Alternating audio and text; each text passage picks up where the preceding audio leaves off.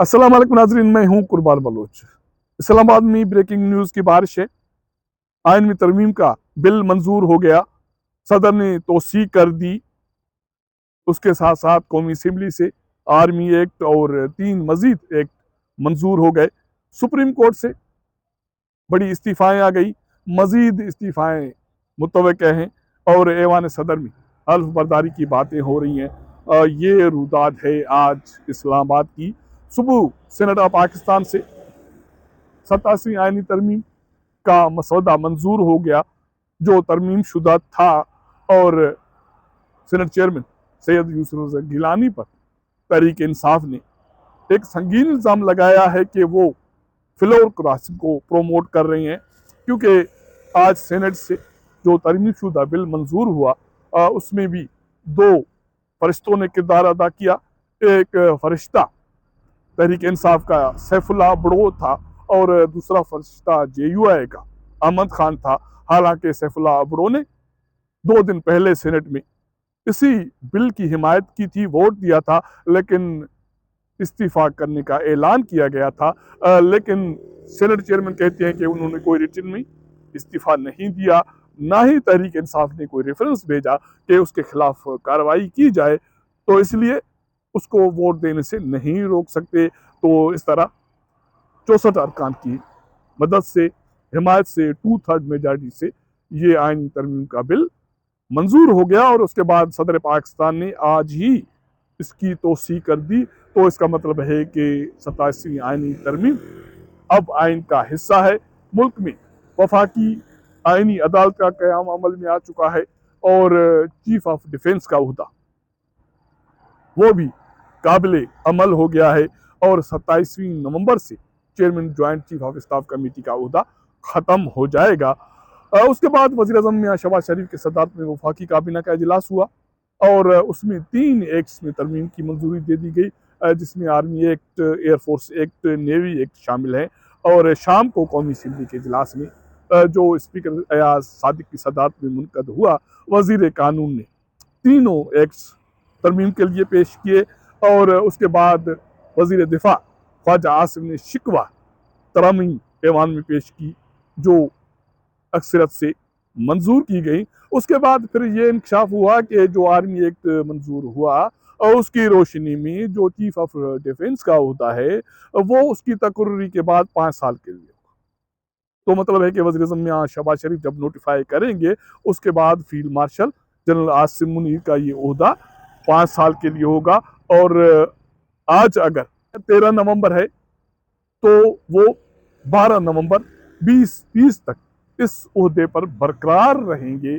और उसके अलावा एयरफोर्स और नेवी अब चीफ ऑफ डिफेंस के मातहत आ गए हैं और वो कुल्ली तौर पर डिफेंस के हवाले से फैसले करेंगे।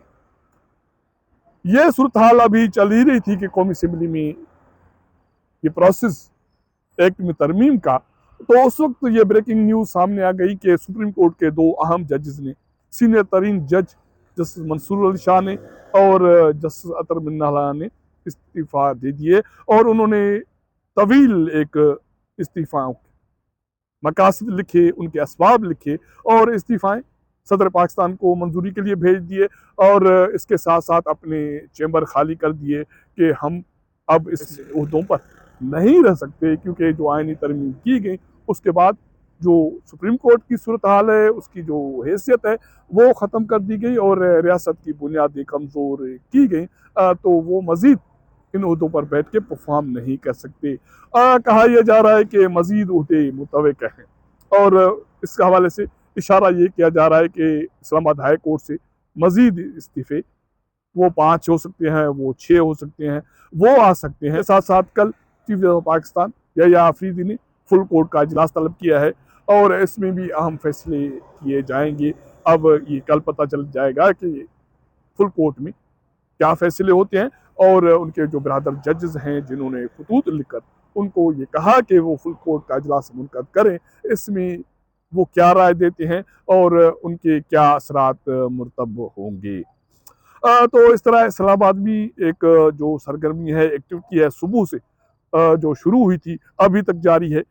ये मेरे पीछे पार्लियामेंट हाउस है, सुप्रीम कोर्ट ऑफ पाकिस्तान है, और मेरे साथ हाथ पे ऐवान सदर है और वज़ीर आज़म हाउस, ये सारे इदारे मुतहरिक हैं और इनमें बैठे जो अहदेदार हैं वो मुतहरिक हैं, क्योंकि 27वीं आइन की तरमीम की रोशनी में जो कुछ नया आया है तो ज़ाहिर है उसके कुछ असरात तो देखने में आ रहे हैं। लेकिन उसके साथ साथ एक बड़ी बात यह भी है कि आज वज़ीर आज़म मियां शहबाज शरीफ ने कौमी असम्बली में एक मुख्तसर खिताब किया, जिसमें उन्होंने कहा कि कल जो कौमी असम्बली में खिताब किया उसमें एक अहम नुकता वो भूल गए जो लोकल गवर्नमेंट्स के हवाले से है। एमक्यू की ख्वाहिश है कि लोकल जो गवर्नमेंट है उसके टेन्योर को तहफ़्फ़ुज़ देने के लिए और इंतखाबात बर वक्त होने के लिए एक तरमीम ऐवान में आनी चाहिए। तो मैं इस तजवीज़ का हामी हूँ, इसकी हिमायत करता हूँ और चाहता हूँ कि पाकिस्तान पीपल्स पार्टी इस हवाले से मुज़ाकरात करे।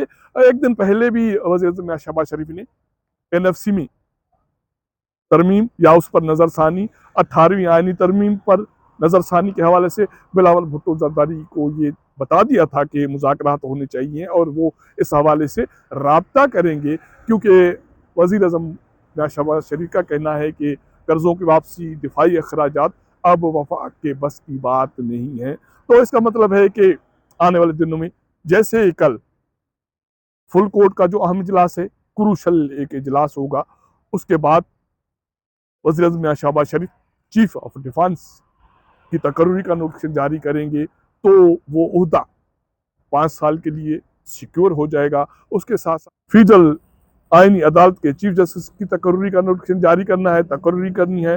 इस हवाले से भी रात को भी कुछ हो सकता है ऐवान सदर में। और ये कल जो चीफ जस्टिस ऑफ पाकिस्तान यही आफरीद की सरबराही में सुप्रीम कोर्ट के फुल कोर्ट का इजलास होगा, उससे पहले इस हवाले से कोई बड़ी पेशरफ्त हो सकती है। तो ये आज इस्लामाबाद की रुदाद है, रात पड़ी है, उसमें मजीद कुछ चीज़ें डेवलपमेंट्स हो सकती हैं और कल भी क्रूशल दिन है।